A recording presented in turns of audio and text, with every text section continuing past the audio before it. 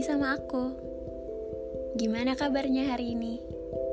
Semoga selalu baik ya. Waktu kecil, kalian pasti pernah ngerasain luka. Bukan luka hati, luka fisik.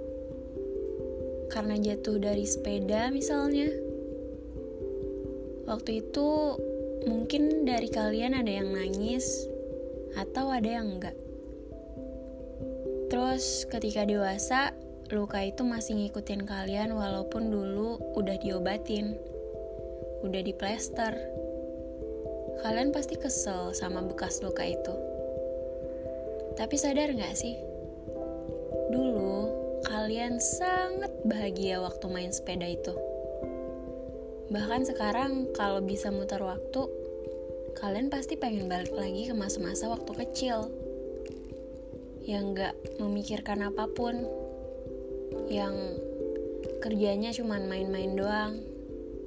Nah, kayak gitu juga orang yang udah ngasih kita luka.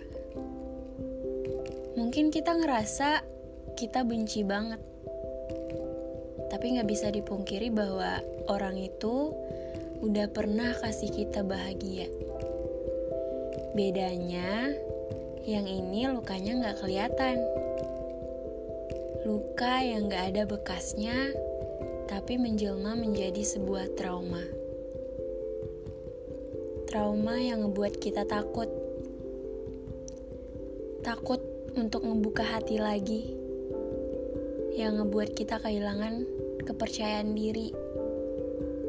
Dan ngebuat kita gak bisa percaya lagi sama siapapun yang berniat masuk. Dulu, pas baru putus banget, aku dideketin sama beberapa orang. Tapi jujur, pas baru jadi maba, emang banyak yang modus sama aku. Cuma, ya, karena aku anaknya setia banget ya kan, aku gak gubris mereka sama sekali. Dulu kalau ada yang ngechat aku, itu langsung aku hapus atau aku read doang. Jadi orang-orang keburu males sama aku. Sampai kejadian satu kali, waktu itu ada anak kampus lain ngedeketin aku. Ini pas udah putus ya. Kenalnya tuh dari teman satu organisasi aku di kampus. Awalnya, waktu itu aku lagi ngumpul, terus temen aku bawa dia gitu. Sebut aja si A. Terus kita kenalan, dan ternyata lumayan nyambung ngobrol sama dia. Akhirnya dia minta kontak WA aku sama sahabatnya. Waktu itu, bukan WA deng, itu masih zamannya pakai Line kalau nggak salah. Nah karena aku anaknya masih nutup hati banget waktu itu, aku cuek, balesinnya kayak males-males aja. Dia modusin waktu itu ngirim stiker, katanya sih kepencet ya, tapi masa sih kepencet. Terus dia juga kayak nyari-nyari bahan buat chattingan sama aku gitu. Tapi tetap aku balasnya karena menghargai dia sebagai sahabatnya temen aku. Akhirnya gak lama dia nyerah. Kita gak kontekan lagi. Tapi anehnya tiba-tiba dia deket sama temen aku yang lain, yang waktu itu setongkrongan juga. Padahal semua teman-teman waktu itu taunya kalau si A ini sukanya sama aku. Dan beberapa bulan kemudian mereka jadian. Terus gak tahu kenapa kok aku ngerasa sakit ya. Ada yang sakit gitu di hati aku. Padahal aku sama sekali gak suka sama itu cowok. Tapi kayak apa ya, kayak gak rela, tapi juga gak mau kalau aku sama dia gitu loh. Aneh kan? Aku juga yakin kalian pasti ada yang sama kayak aku. Waktu kita dideketin sama satu cowok, kita ngerasa kayak risih, terus gak mau. Tapi ketika ini cowok udah sama cewek lain, ada perasaan nyesel, ada perasaan sedikit sakit gitu. Harusnya gue nih yang dibucinin gitu.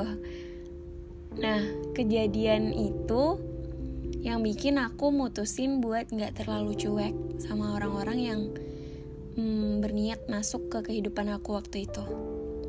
Suatu hari, aku kenalan sama satu senior. Jadi aku berusaha kayak nerima dia, modosin aku, menggubris chatnya. Dan waktu persiapan acara, waktu itu kita sama-sama panitia ya. Dia banyak ngebantu aku. Aku pikir gak ada salahnya buat ngebuka hati sama dia. Toh anaknya baik kok. Tapi ternyata semua yang diawali dengan kepalsuan itu emang gak baik. Dari awal aku udah maksa diri aku kayak gak boleh cuek gitu. Jadi perhatian aku ke dia juga kepaksa. Mungkin ada sedikit rasa suka, tapi itu gak cukup buat ngilangin rasa trauma aku sama laki-laki. Sampai pada akhirnya dia nyatain cintanya sama aku dan minta aku buat jadi pacarnya. Tiba-tiba perasaan aku tuh kayak berubah. Aku mikir kayak, aduh, gue ngapain gitu? Apa yang udah gue lakuin? Gue ngebiarin seseorang nyaman sama gue, jatuh cinta sama gue, padahal gue belum siap buat jalin hubungan baru sama siapapun. Gue jahat banget gak sih? Nah, dari situ aku ngerasa aku udah salah ambil langkah. Harusnya aku sembuhin dulu luka aku, baru ngebiarin orang masuk. Bukan malah ngasih dia jamuan untuk masuk. Sedangkan aku gak mau dia menetap dan menjadikan aku rumahnya. Kalau begini caranya, aku udah nyakitin hati dia dong. Tapi aku tetap harus ambil keputusan waktu itu. Keputusan yang aku rasa aku gak punya pilihan lain selain nolak dia. Karena lebih baik dia sakit hati sekarang kan, daripada dia lebih sakit hati lagi nanti kalau misalkan aku pura-pura terima dia. Aku tahu dia tulus, cuma ya belum waktunya aja waktu itu. Kenapa? Katanya. Aku lagi gak mau pacaran kak, kataku waktu itu. Terus maunya apa? Maaf kak, aku gak bermaksud buat mainin hati kakak, tapi aku gak bisa. Karena belum move on ya. Aku terdiam. Tapi kamu udah buat aku jatuh cinta. Kamu harus tanggung jawab, katanya sambil sedikit ketawa. Aku tahu waktu itu dia berusaha ngajak aku bercanda. Tapi aku juga tahu kalau ada harapan yang tersimpan dalam hati dia. Jangan kak, jangan jatuh cinta sama aku. Lukaku masih baru. Hati aku udah gak utuh. Dan aku gak tahu apa aku bisa sembuh atau enggak. Mungkin banyak hal-hal indah yang akan terjadi kalau aku buka hati lagi. Tapi terlalu menyakitkan untuk aku membayangkan kehilangan. Terlalu menakutkan kak. Aku bahkan kehilangan kepercayaan diri. Aku ngerasa aku gak pantas buat siapapun. Padahal aku gak salah apa-apa. Terus dia bilang, tapi semua cowok itu beda. Aku jawab, jangan kak, tetap jangan. Jangan jatuh cinta sama aku. Karena aku gak bisa kasih apa yang kakak mau. Aku gak bisa kasih kakak ruang di hati aku barang sedikit pun. Karena aku sendiri gak tahu. Aku gak tahu hati aku udah sehancur apa sampai aku gak bisa ngerasain jatuh cinta lagi. Dia senyum. Aku tahu aku udah nyakitin dia, tapi aku gak bisa apa-apa. Kenapa ya cewek kalau udah disakitin sama satu cowok malah mikirnya semua cowok itu bakal nyakitin dia? Padahal kan enggak. Aku datang di hidup kamu mau kasih bahagia. Aku mau bahagia sama kamu. Kenapa kok susah untuk kamu bisa terima aku? Kak, dulu juga mantan aku ngomongnya kayak gitu. Tapi lihat sekarang, apa yang dia lakuin? Dia ninggalin aku gitu aja, bahkan tanpa perasaan bersalah. Aku udah gak tahu gimananya percaya, Kak. Dan aku gak mau ambil resiko untuk patah hati lagi. Jadi tolong hargai keputusan aku. Dia terdiam. Kali ini sepertinya dia sudah menyerah untuk meyakinkan aku. Aku ngeliat ada kekecewaan di raut wajahnya. Aku benar-benar menyesal udah membuat dia seperti itu waktu itu. Seharusnya dari awal aku gak gubris dia. Seharusnya juga dari awal aku gak perlu sok-sokan buka hati, padahal belum siap sama sekali. Beberapa waktu kemudian, dia masih menghubungi aku, berharap aku berubah pikiran. Tapi enggak, jawabanku masih sama. Aku lagi gak mau memiliki dan dimiliki siapa-siapa. Karena aku gak mau kehilangan, Kak. Enggak untuk kedua kalinya. Akhirnya dia menyerah. Aku sama dia gak berhubungan lagi, bahkan dia blok sosmed aku. Tapi dia gak marah, katanya. Aku gak menyalahkan hal itu karena itu hak dia. Haknya untuk tidak melihat lagi si trauma ini. Si trauma yang udah menyakiti hatinya. Semoga kamu ketemu sama apa yang kamu cari ya, Kak. Karena itu gak ada di aku.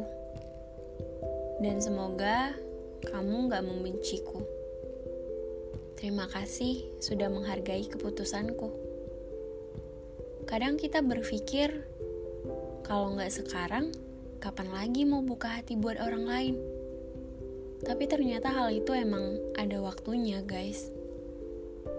Kita gak bisa maksa diri buat jatuh cinta sama orang lain, padahal hati sama pikiran kita masih stuck di masa lalu. Dan itu yang aku lakukan waktu itu. Aku ngerasa, ya itu belum waktu yang tepat aja. Karena kita gak bisa mengorbankan hati seseorang untuk hal yang kita gak tahu sampai kapan. Jadi sebelum memulai dengan yang baru, kita harus pastikan kalau kita udah sembuh dulu. Tapi kapan sembuhnya? Aku juga gak tahu. Semua orang punya batas waktu healing yang berbeda-beda. Jadi jalanin aja dulu. Di dunia ini banyak yang hidup berdampingan sama trauma. Gak cuma cewek aja kok, cowok juga. Aku bahkan punya teman cowok udah 5 tahun ngejomblo karena dia masih trauma sama masa lalunya. Karena perihal menyakiti itu gak pandang gender. Tapi mungkin kalian gak butuh waktu selama itu buat sembuh. Pelan-pelan maafin diri sendiri, berbesar hati menerima apa yang terjadi di masa lalu. Dari semua kekecewaan, rasa sakit, kita harus bisa memaafkan dan ikhlas sama itu semua. Karena dari semua luka-luka itu, kita bisa belajar supaya nantinya gak salah pilih orang lagi. Segitu aja deh dulu. Makasih ya udah mau dengar podcast aku.